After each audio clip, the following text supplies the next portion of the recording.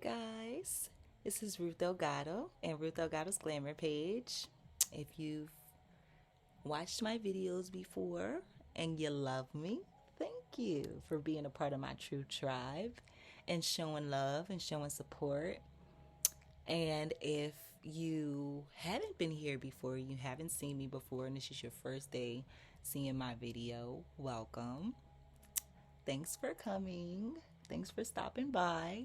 And I hope you stick the time out to the end of the video because I always like to talk about things that, can maybe give people a good pep talk and a good word of encouragement or something like that. So, usually by the end of my video, I usually try to say something like inspirational or uplifting or something, because sometimes, especially nowadays, people just need to hear something uplifting. People just need to hear some good news, some good words, some good positivity.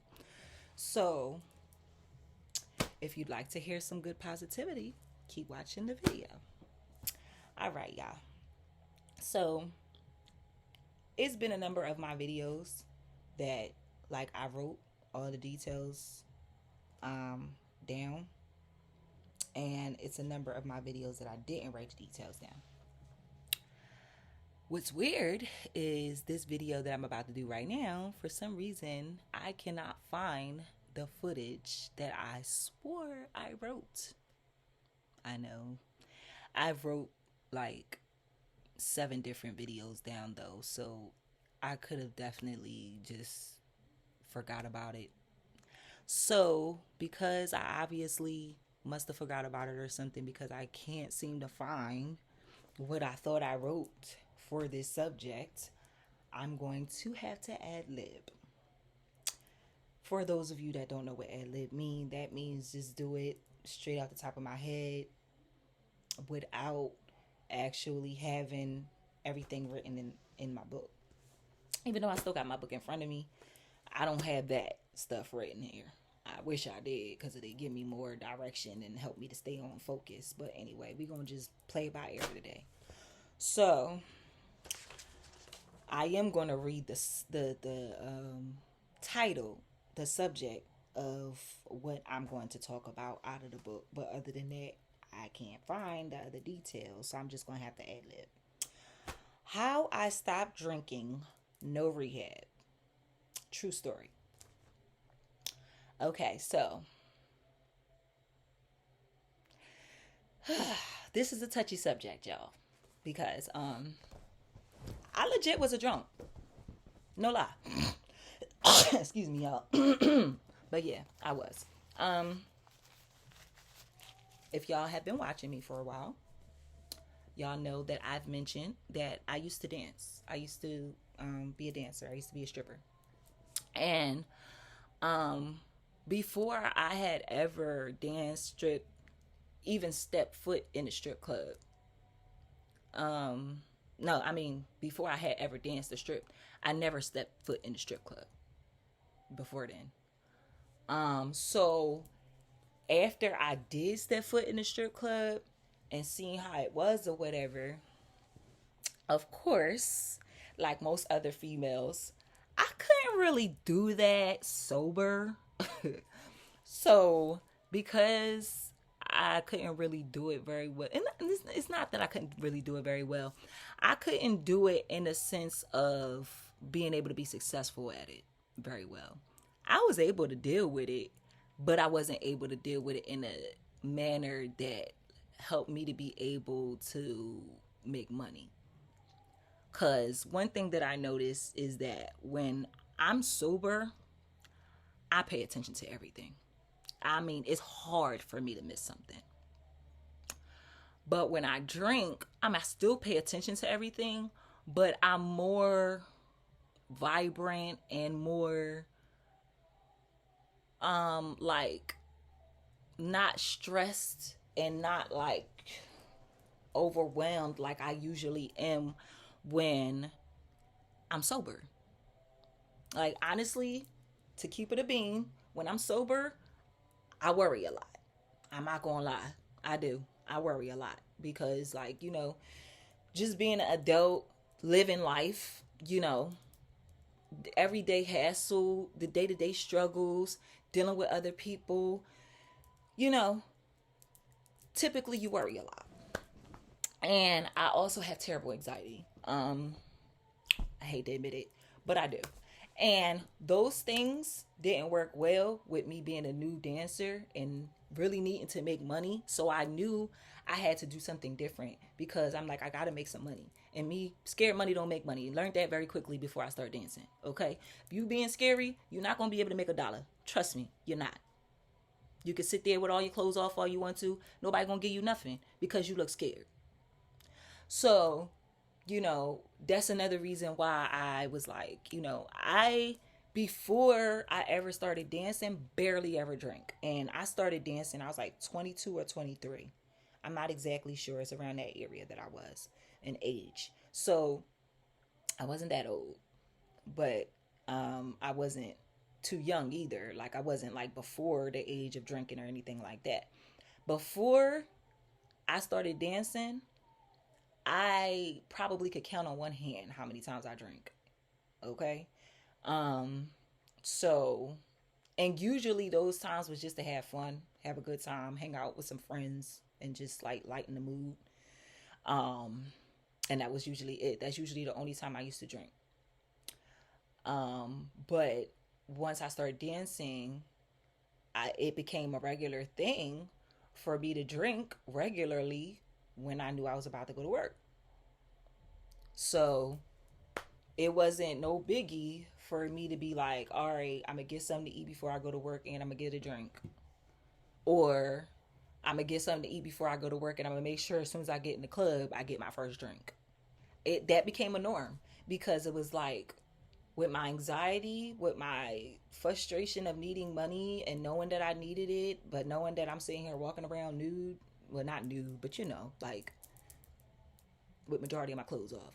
And it's like these fools don't even want to give me no money. Da, da, da, da, da, da. And it was like, yo, sis, you sitting there complaining. Complaining not gonna give you no bread. Complaining not gonna make your situation any better. Complaining is not gonna make your problems go away, darling. So when I realized that, I was like, okay, well, what am I gonna do differently? So I just decided, like, all right, then, like, drink. Because one thing that I realized is that when I drank, I was carefree mostly. I was real chill, laid back. Like I was like ready to have fun, ready to have a good time, ready to turn up, but in a good way. It was very, very, very, very, very seldom that when I was drunk that I was acting crazy. Very seldom. Now, mind you, it did happen a few times, but it wasn't often. So, of course, that was one of the reasonings that I gave myself when I realized that I was being a drunk. That was one of the reasons that I gave myself, oh, well, I'm a happy drunk. So it's not that big of a deal. Actually, yes, it is a big deal because even though you're a happy drunk, you still act and look and acting drunk. And it's not cute. It's not cute. It's not sexy. It's not classy. Not a good look.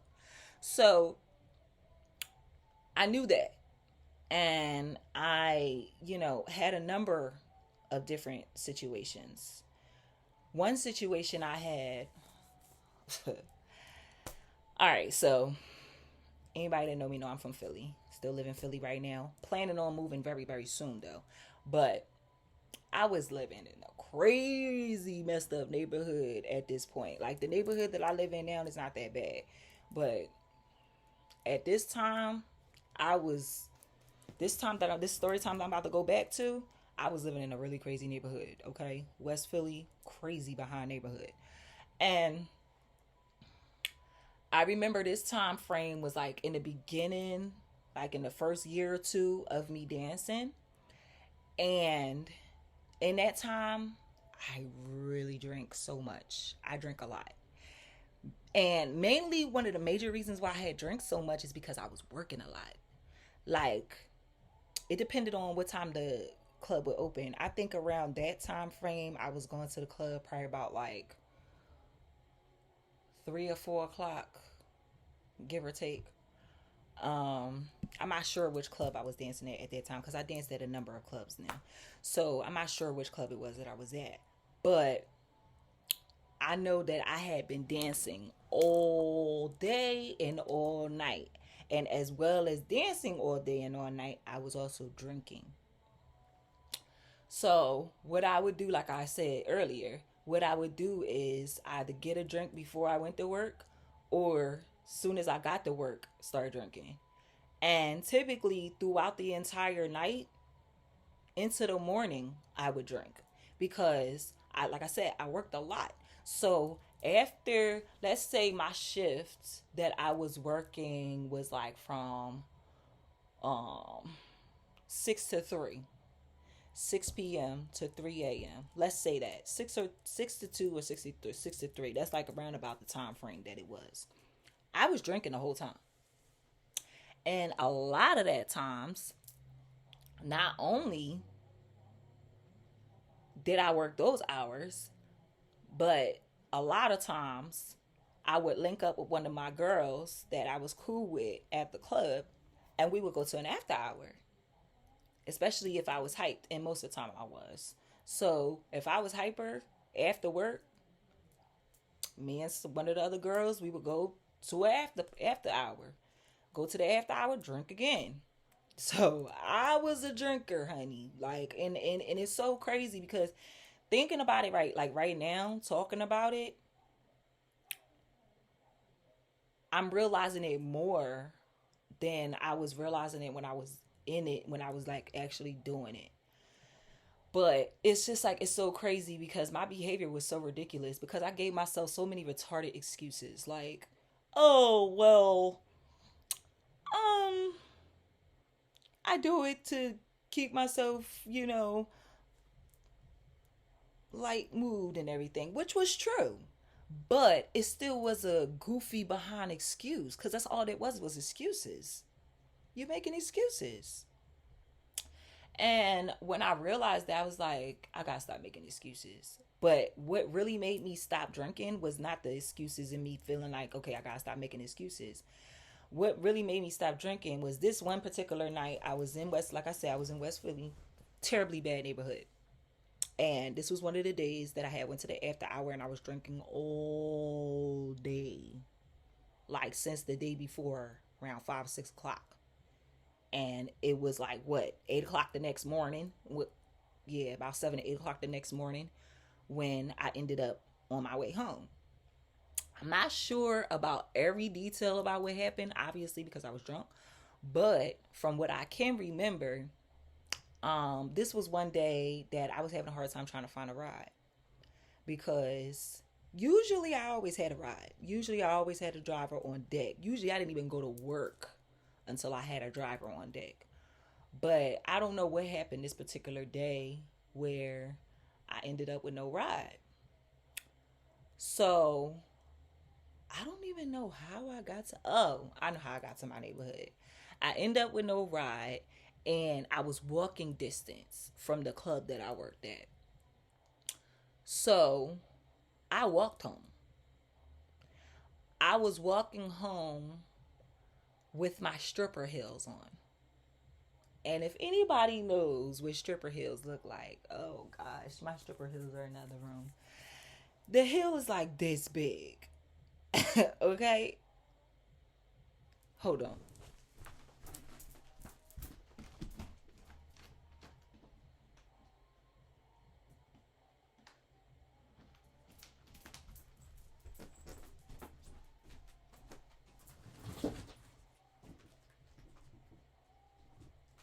Okay. This is a regular shoe, right? Regular shoe.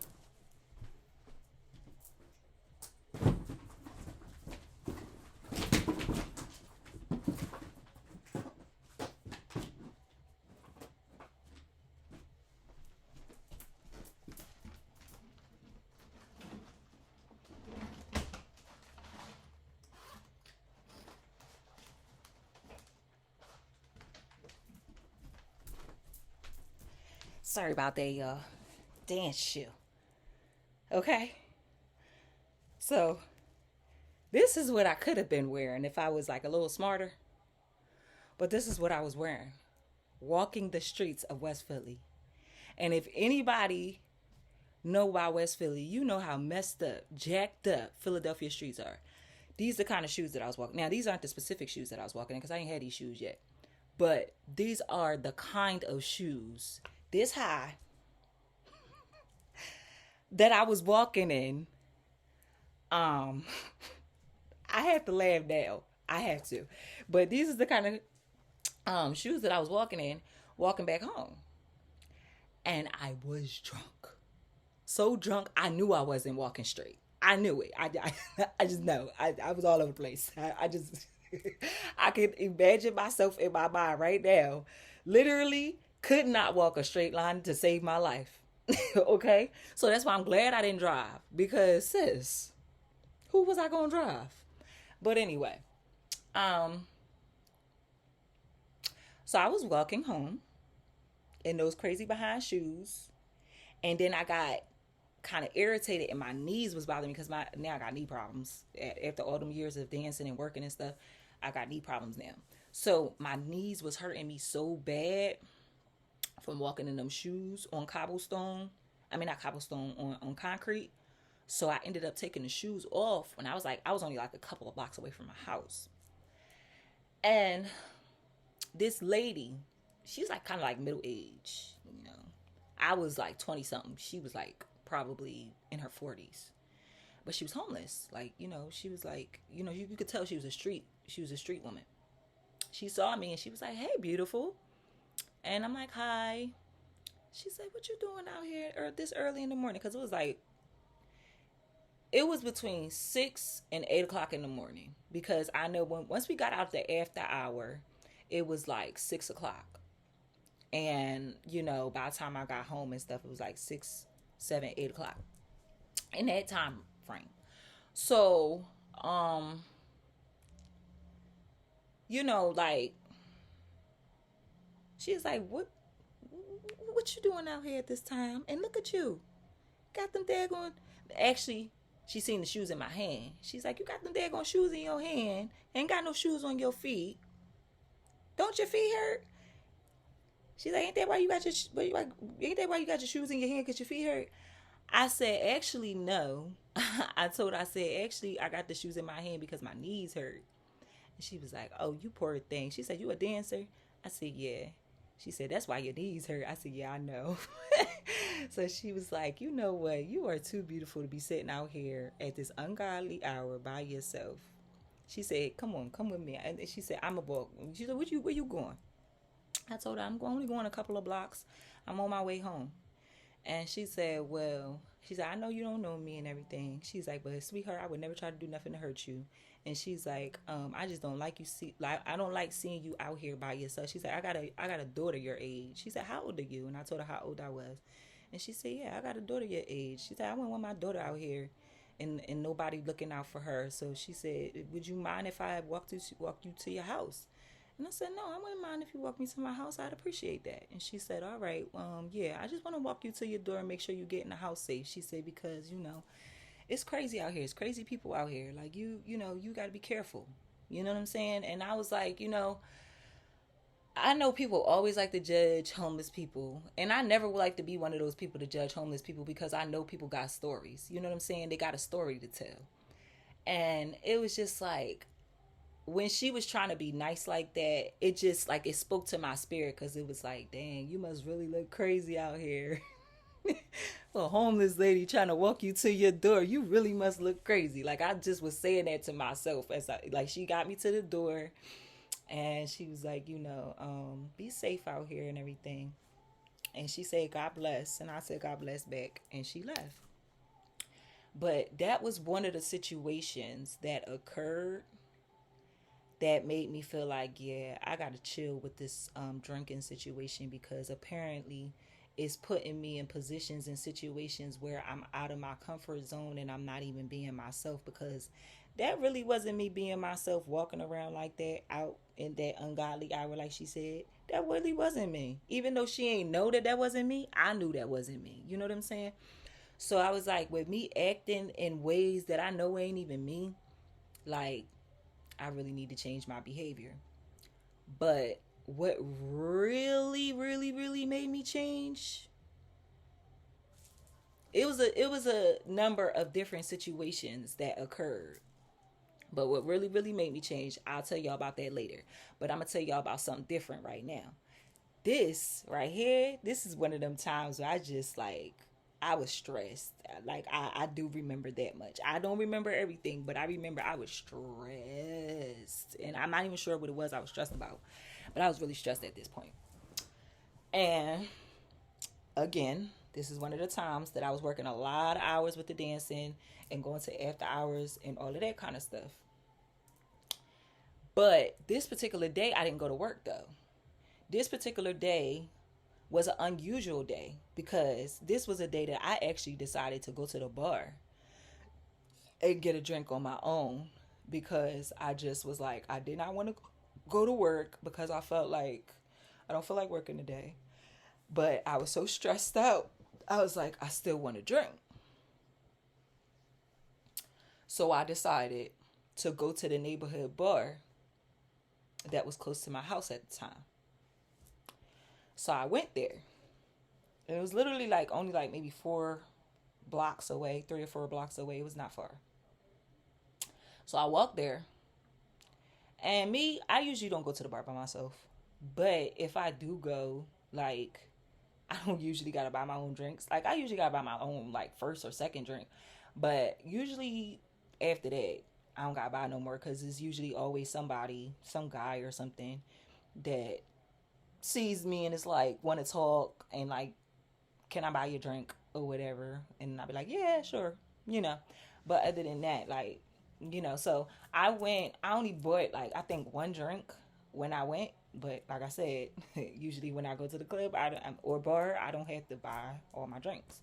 So I bought myself like one drink and then maybe two, but I'm pretty sure it was just one though. But I had got a number of other drinks that I had got from somebody else that was there at the club. There's a guy that was there at the club that was talking to me and everything.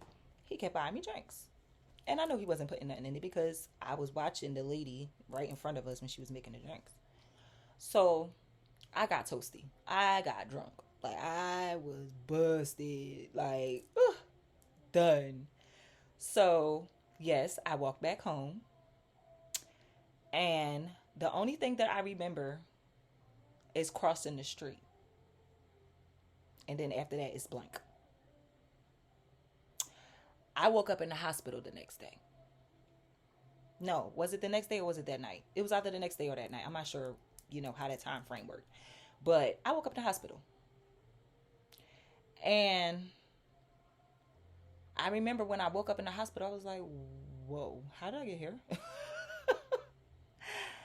And my friend told me, he was like, oh, I brought you here. I said, oh, no, not my friend. That's the wrong story. Damn, I have so many stories. Excuse my mouth. But I had so many stories. I'm about to switch up the stories. Okay, so my friend didn't take me to the hospital that time. That was the other time that I woke up in the hospital. It's 2 times that I woke up in the hospital from drinking. This is the second time that I'm talking about right now, where I woke up in the hospital from drinking. And I had to ask the nurse how I got there because nobody was there with me that second time. The first time I had asked my friend how I got there because my friend was there. But I'm going to continue talking about the second time. So I had woke up. I looked around and I'm like, is this a hospital? And I saw the nurse and I was like, I'm in the hospital? She's like, yeah, you in the hospital. I said, how I get here? She's like, oh, well, you was drunk and they said you passed out on your porch and your neighbor called 911 and that's how you ended up here. I said, what? I said, I don't remember none of that. She said, yeah, you literally, they said you passed out. You was unconscious on your porch when they found you, when the ambulance picked you up. And the only thing that kept going through my head was, oh my gosh, I am so glad that I did not pass out in the middle of that huge street that I had to cross to get to my house. That's all I kept thinking. And so I'm gonna tell y'all about the first time that I woke up in the hospital. The first time I woke up in the hospital, that was again early on when I was dancing, when I was drinking a lot. And this particular time, I was drinking a hell of a lot because I was drinking with a client, a customer that kept getting dances with me and stuff. So they kept, you know, giving me their money all night. But he also kept giving me drinks all night. And he was a heavy drinker. My client that I was working with that night, he was a heavy drinker, okay? And he was a big guy. So, you know, big people could always drink more because they got a lot more body weight and stuff, a lot more body mass. Man, my behind sitting there trying to keep up with his heavyweight champion drinking self. And all I know is, like I said with the other story, I woke up in the hospital. And when I woke up, one of my guy friends that I've been friends with for a very long time, actually, he's the father of my child that I lost. Same person. He was the only one that was there. He told me that one of my girlfriends that I was dancing with called him because I had passed out. And he said that she didn't know what other number to call, and that was like the only number that like I interacted with back and forth. So he said that she called him, and he just came by, picked me up, and took me to the hospital. And I was like, wow.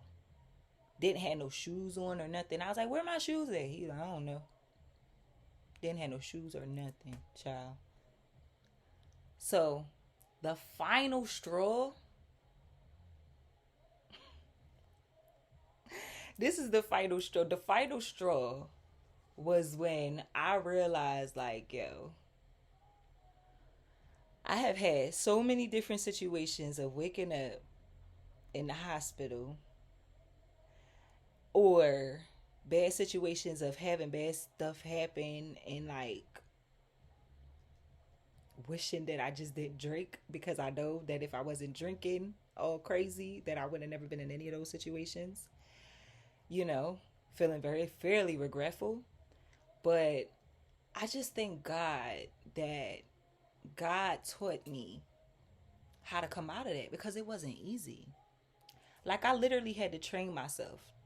I had to scale myself back little by little by little by little. And then I had to allow myself from time to time when I got upset, when I got sad, when I got angry. I had to allow myself to be okay with not being okay. And if I slipped, I had to allow myself to be okay with that too, but not stay slipping, but to catch myself and get myself back on track. And that's exactly what I did. When I got stressed out, I might drink a little bit, but I made sure it was just a little bit. I made sure that I did not continually keep making it a regular thing to be drunk, because that was one of my major issues. Like, it's one thing to drink, but it's a whole nother story when you get drunk. And that's why I was like, okay, you got to get to the point where you're not getting drunk all the time. And when I got to the point where I wasn't getting drunk all the time, and I learned in my mind how to control how much I was drinking and how much I allowed myself to drink, it was that much more easier for me to stop. It also was that much more easier to stop when I kept remembering the different, really, it's some really bad situations that I don't even want to share with y'all because it's just going to, it's too much. You know, and I know, thank God, that I made the decision to stop drinking because of those issues, because of having those problems, because of having those circumstances where it was scary. Waking up in a hospital and stuff, that is, and not even knowing how you got there, that's scary. And like I said, it's some stories I don't even want to tell y'all because y'all will be like, oh my, yeah. But every time I think about, like, I'll get stressed or something and I think about getting a drink, I'll be like, nah, I'm good. Because I don't miss how being inebriated makes me feel. I mean, to be honest, I never even liked none of the alcohol. I never liked none of that. I never liked how alcohol tastes. Still to this day, I don't like how alcohol tastes. Like, I always try to get stuff that's sweet because I don't like the taste of alcohol. So I be trying to mask the taste of the alcohol and everything by getting sweet stuff. So I never was a real alcoholic, but I was an alcoholic because I got myself to the point where I was consistently drinking like crazy and having blackouts like crazy. And that was very dangerous. I was putting myself in way too many dangerous predicaments and situations that I did not have to put myself into. And that's why I realized, like, yo, sis, you gotta fix this. Like, you not no drinker like this. You only decided to start doing this because of dancing. So just like you started it controlling it, you can control it and stop. And that's exactly what I did. To this day, I barely drink. To this day, I'm right back to how I was before I started drinking when I was dancing. To the point where slim to none. I barely drink, like literally barely. Like, I can't even remember the last time I was drunk now because it's been that long. And I'm proud of myself. Thank you, ancestors. I'm proud of myself because there's a lot of people that can't do that. There's a lot of people that can't kick a habit, especially drinking. Child, that was hard. That was definitely, it was not easy to stop. But I knew that I needed to because I knew it was way too many dangerous situations and predicaments that I was ending up in. And I probably wouldn't have never been able to get out of one of them if I didn't stop. And I realized that. That's why I said, you know what? I got to stop. I got to kick this habit. I got to nip it in the bud. And I got to realize who's boss. I'm the boss. I'm the one that's taking the drinks. I'm the one that can stop drinking. I'm the one that has the control.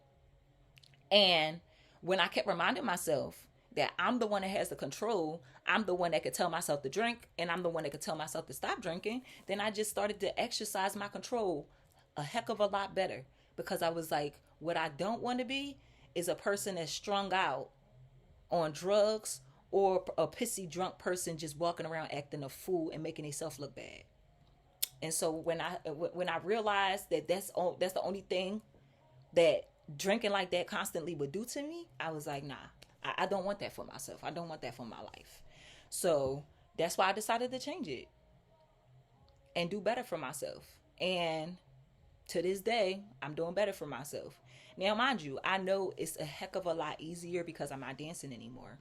And I know it'll probably get hard again because I know that with dancing, a lot of times drinking go along with it with me because it helps me to be able to actually dance and interact with the people and with the clients without having to be on my P's and Q's so much to the point where I can't make money. Because let me tell y'all something.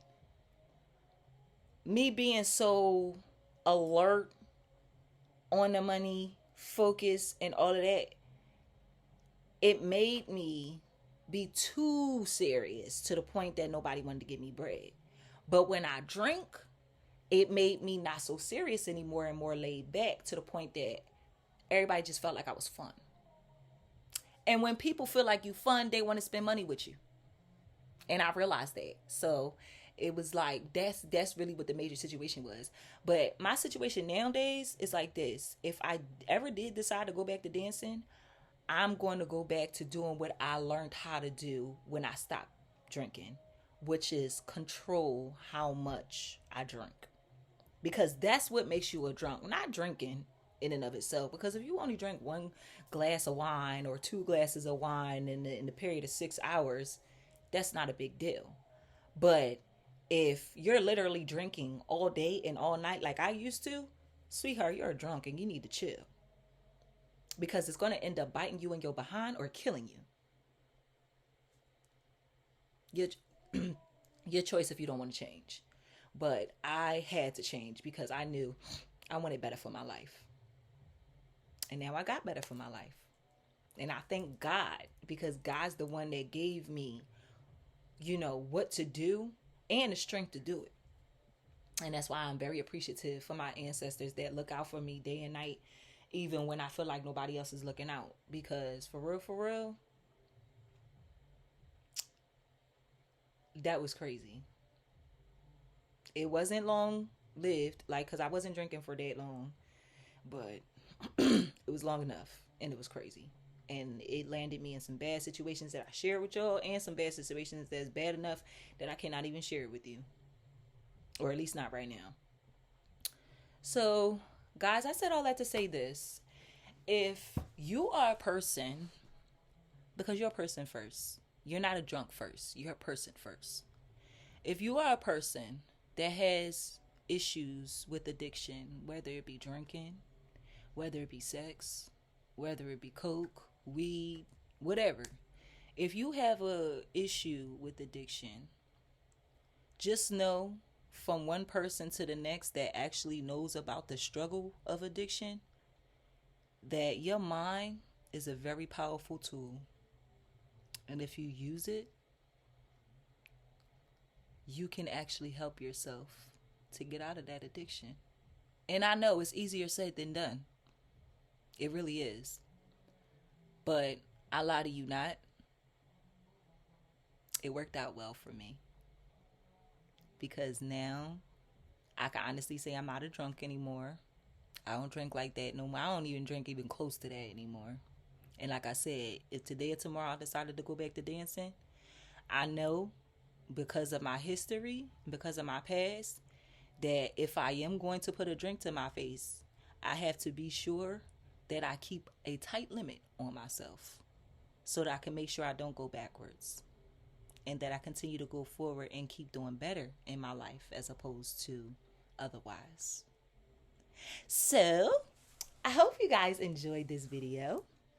I hope that it was beneficial and helpful. I hope that you guys really, took in my testimony and got something from it, because that's why I tell you guys my stories. That's why I tell you guys about my life. Not so y'all could be newsy, but so that I can hopefully help you through some of the mistakes that I've made. You know what I'm saying? Because I know that, like, more than anything else in the world, mistakes help you learn. And I learned from all of my mistakes. And I'm glad that I learned to learn from them as opposed to feeling like I'm just a failure, because I know I'm not. I mean, anybody that fails in life is not a failure until they stop trying. And I'm not ever going to stop trying until I'm not breathing no more. And that's that on that. And on that note, guys, I'm out of here. So I'll see y'all in the next video. Thank you guys for watching. Bye.